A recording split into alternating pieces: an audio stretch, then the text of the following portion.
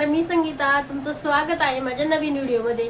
तर आज मी तुमच्यासोबत शेअर करणार आहे नाश्त्यासाठी झटपट तयार होणारी साधी आणि सोपी रेसिपी, ती म्हणजे ढोकळा. चला आता वळूया रेसिपीकडे. सर्वात आधी तर मी इथे घेतलेला आहे एक बाउल. त्यामध्ये घेऊया 1 वाटी दही. दहीच्या ऐवजी तुम्ही ताकही यूज करू शकता. आणि दही हे छान फेटून घ्यायचं आहे. दह्यामध्ये एकही गुठळी राहिली नाही पाहिजे. त्यामुळे इथे दही मी चांगलं फेटून घेतलेलं आहे. त्यामध्ये घालूया 2 वाटी चण्याचं पीठ म्हणजेच बेसन पीठ. हेही दह्यामध्ये व्यवस्थित मिक्स करून घ्यायचं आहे.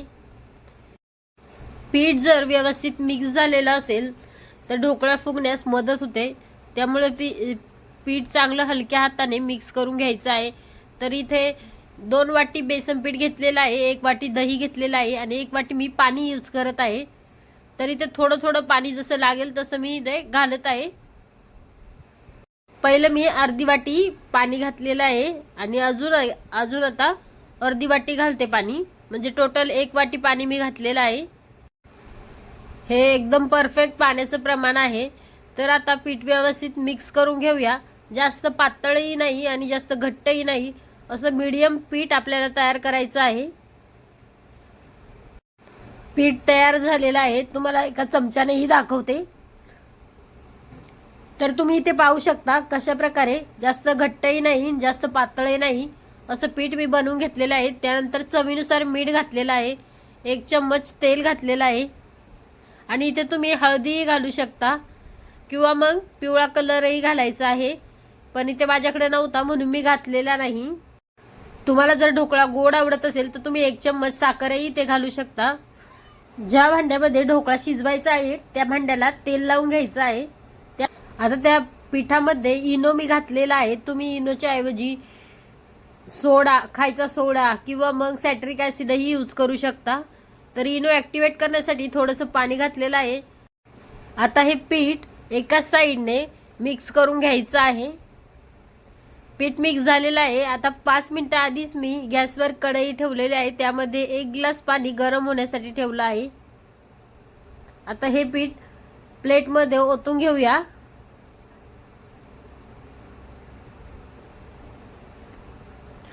जेव्हा आपण इनो किंवा सॅट्रिक ॲसिड अशा काही वस्तू सोडा घालतो त्यानंतर जास्त वेळ पीठ ठेवायचं नाही, लगेच गॅसवरती शिजण्यासाठी घालायचं आहे. आता पाणीही गरम झालेलं आहे. आता प्लेट कढईमध्ये ठेवून घेऊया आणि ढोकळा मस्त 10 मिनिटासाठी झाकण ठेवून शिजवून घेऊया. 10 मिनिटाच्या आधी झाकण ओपन करायचं नाही. 10 मिनिटात मस्त ढोकळा शिजवून तयार होतो, मस्त स्पंजी फुगतो. तर इथे आता 10 मिनिट झालेले आहे. तुम्हाला मी ओपन करून दाखवते. हे पहा किती छान ढोकळा तयार झाला आहे. तर हा ढोकळा शिजलाय का नाही हे चेक करण्यासाठी मी तिथे एक स्टिक यूज करायचे आहे. मी सुरीच्या साहाय्याने चेक केलेला आहे शिजला आहे की नाही. तर एकदम स्पंजी मस्त ढोकळा झालेला आहे. ढोकळा 2-3 मिनिट थंड होऊन देऊ, जेणेकरून ढोकळा चिटकत नाही. तर इथे आता ढोकळा नॉर्मल थंड झालेला आहे. आता त्याचे साइड्स कट करून घेऊया. तुम्ही पाहू शकता किती इझिली साइड्स निघत आहे. अजिबातही ढोकळा प्लेटला चिकटलेला नाही. दुसऱ्या प्लेटमध्ये मी काढून घेते. तुम्ही पाहू शकता किती छान ढोकळ्याला जाळी आलेली आहे. आता कट करून घेऊया.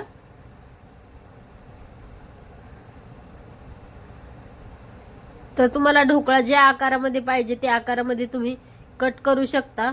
तर तुम्हाला मी एक ढोकळा काढूनही दाखवते कशी जाळी आलेली आहे. एकदम स्पंजी सॉफ्ट ढोकळा तयार झालेला आहे. आता ढोकळ्याचं तडका तयार करून घेऊया. तर ढोकळ्याचा तडका बनवण्यासाठी सर्वात आधी घातलेला आहे 1 चम्मच तेल. तेल थोडंसं गरम झालं की त्यामध्ये घालूया अर्धा चम्मच मोहरी.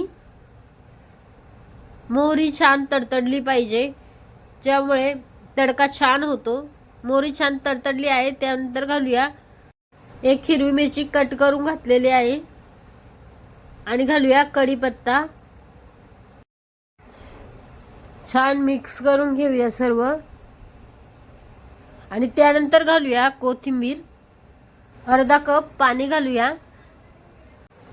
आणि घालूया 1 चम्मच साखर. तर तुम्हाला गोड ढोकळा आवडत नसेल तर तुम्ही साखर स्किप करू शकता. मी घालत आहे 1 चम्मच साखर, का तर ढोकळा खाताना आंबट, गोड, तिखट अशी छान चव येते, त्यामुळे 1 चम्मच साखर मी घातलेली आहे. इथे तडकाही आपला छान तयार झालेला आहे. आता सर्व ढोकळ्यावरती पसरवून घेऊया. तयार झालेला आहे आपला ढोकळा. तुम्हाला ही रेसिपी कशी वाटली कमेंटमध्ये नक्कीच सांगा.